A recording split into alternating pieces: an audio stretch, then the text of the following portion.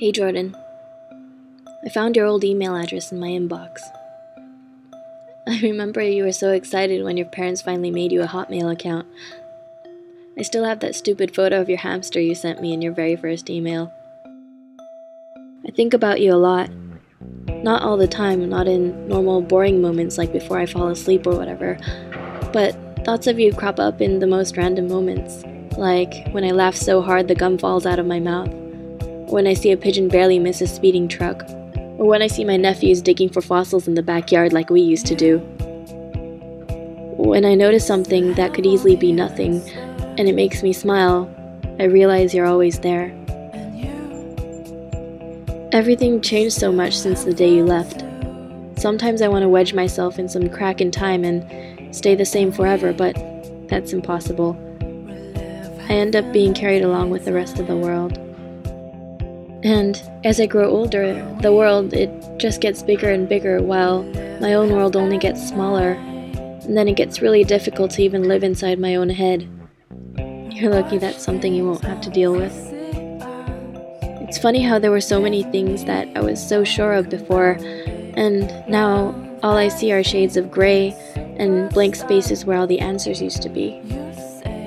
When I was a kid, I wanted to be a dinosaur. You remember that.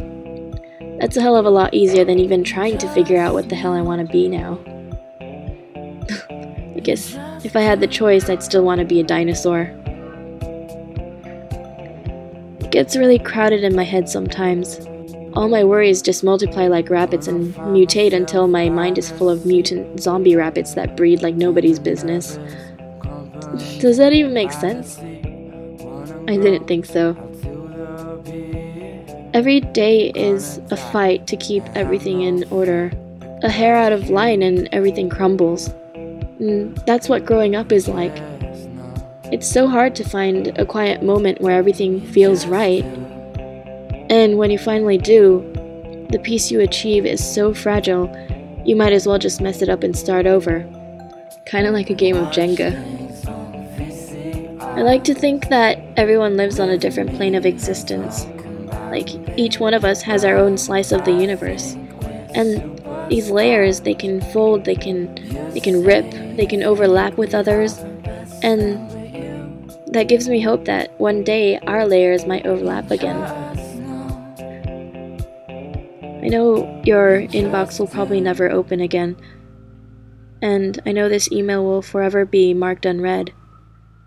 But I'm just sending this out there hoping that somewhere in this world, or the next, or maybe in your own plane of existence, wherever that may be, you'll feel at least a fragment of the world that I live in, the world that I so wanted to share with you. I miss you.